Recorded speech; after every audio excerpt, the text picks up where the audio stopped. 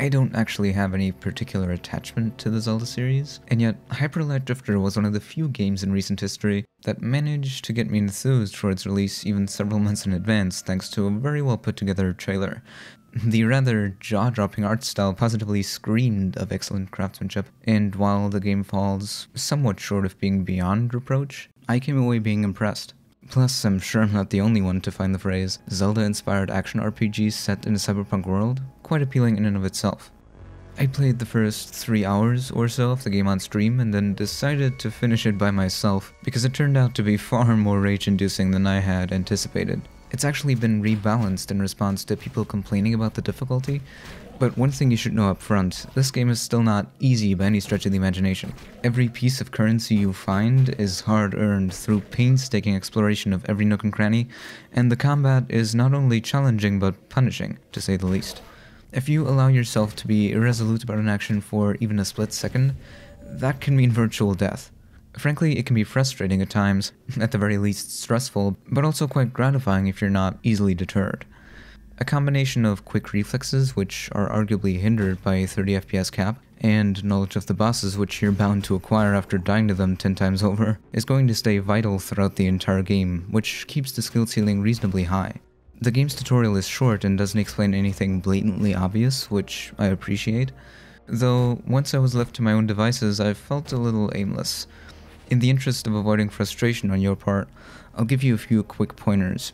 The game has 4 main areas that are spread out to the north, south, west, and east respectively. Each area has a boss that's locked until you find 3 of these shards. Technically, the game does tell you most of that right after the tutorial, but without any context, I at least couldn't make any heads or tails of it. The southern region is blocked off until you beat the other cardinal directions. Aside from that, it's pretty much up to you in which order you approach them. The fact that none of this is really explained clearly made especially the beginning feel a little poorly paced as I stumbled around without really any sense of direction. One thing I remember noting during the stream is the unutterable amount of distinctly different enemies you're put up against. They not only keep you on your toes the entire time due to their different behaviors, but they also define each area. The north is inhabited by bird-like cultists, for instance, whereas you're mainly fighting robotic enemies in the south. Each combat scenario presents a unique challenge. Sometimes you have to find ways to take out the long-ranged enemies first, due to the lack of cover, or you're forced to retreat from an enemy's attack to avoid taking damage and then strike once they're vulnerable. Since the game never ceases to throw yet more enemies with new attack patterns at you, every arena fight and boss battle is intense and heart-pounding. The boss fights particularly so because you know you're going to die to this guy repeatedly until you figure him out. The time spent with the game's combat system consists of attempting a battle, losing, frustration ensuing to some extent, finally softening the clutch on the controller when you do eventually beat the last enemy. You then use what loot you found to upgrade your weapons and abilities, only to then search for the next area to repeat the torturous process. I actually kinda loved it. To me it's strangely fulfilling. People are right to point out the game's constant difficulty though. Enemies do get easier to kill once you start gathering new guns and upgrading your gadgets to do more damage. You, on the other hand, die just as quickly at the end of the game as you did at the beginning, in terms of number of hits taken. You can expand the amount of med packs you can carry, but that's about it. Speaking of upgradability, it's worth mentioning that it's somewhat limited, in the sense that you can't actually choose between different improvements for each individual ability. However, since currency is sparse, it becomes a question of picking the best upgrade for your playstyle, which is actually a pretty satisfying way of progressing. What's more, for the masochists among you, there's a new game plus mode that starts you off with less health and without a gun to increase the difficulty even further and give the game some additional replayability on top of the numerous hidden and optional areas. Moreover, you can play the game in local co-op, something that I assume is going to get used more on consoles, but it's a nice addition nonetheless. So far it might seem like I'm going easy on the game, however I do have a couple more serious complaints about the mechanics. One, that pesky 30 FPS issue. I feel like I was able to relegate it to the back of my mind for most of the time I played, but there were definitely instances where I felt like I died, not because I sucked at the game, or rather, it wasn't the only factor, but rather because I didn't get enough ability to respond. The animations are still exceptional enough to make the game appear to have tight and responsive controls, but from my subjective experience, that's merely an obfuscation. Making the game 60 FPS or higher would probably have fixed that. My second gripe is that the game could do a significantly better job communicating directions to you. In some instances, it even relies on you being observant enough to notice remote activatable pillars at the very edge of the screen, which would be fine if we're talking about non-essential secret areas, but amounts to questionable game design if you actually need to notice them in order to make progress.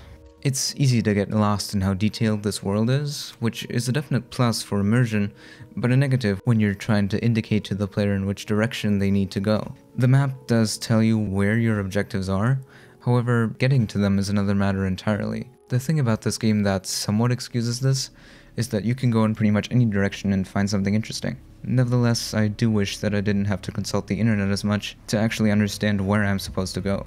Still, exploration is one of my favorite parts of this game, because the level design is quite complex and worthwhile to the player. Every path circles back around to a familiar area eventually, which is convenient, and along the way you usually find some sort of reward. You feel a genuine sense of progression moving through this game, both due to the way you traverse the game itself and the character enhancements. So, despite those flaws, I'd say the mechanics are more than competently implemented. The game's story doesn't exactly read loud and clear. Learning about the world consists less of gathering facts than it does reading the tone of it. There's an element of reticence to it that few games dare to use, especially if they feature an environment as potentially rich as this one.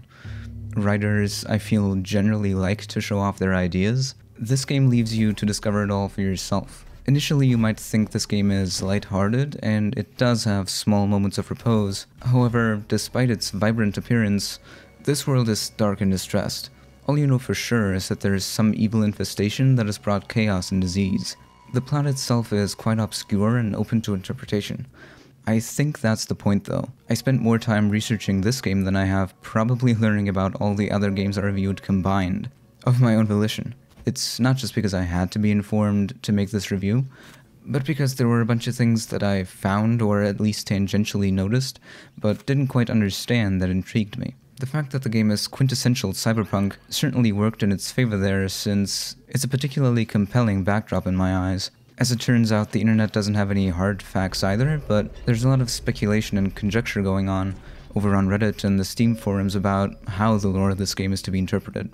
I won't spoil any of the theories for you, just know that if the game's storytelling leaves you wanting or somewhat confused, there's plenty of material on the internet to quench your curiosity.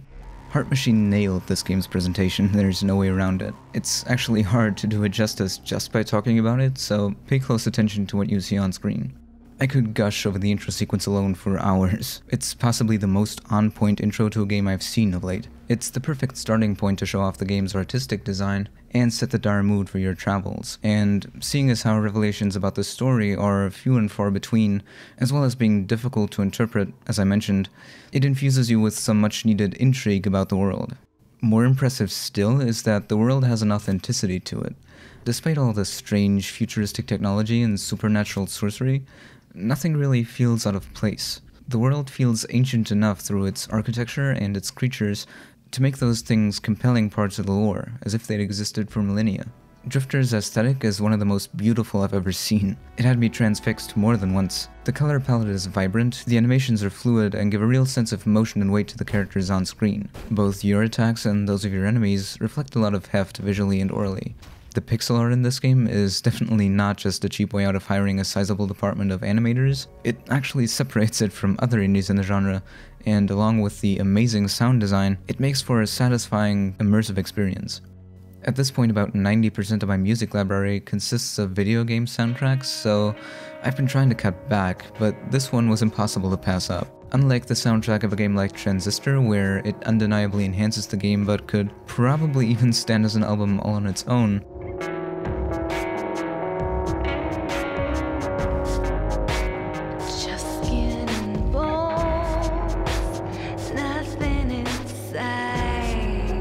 with Hyperlight Drifter, I'd say the two are more closely linked. This game's score is all about building atmosphere for the world. It's really well composed and matches the game's visuals perfectly.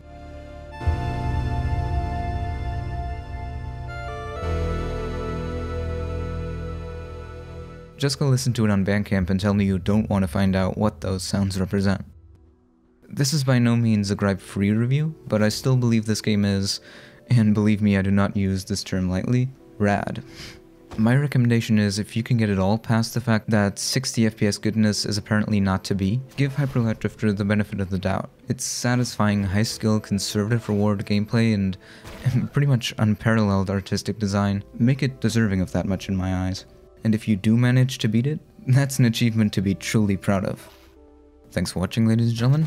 If you'd like to leave some sort of response below, I'd very much appreciate that, and I'll see you soon, hopefully.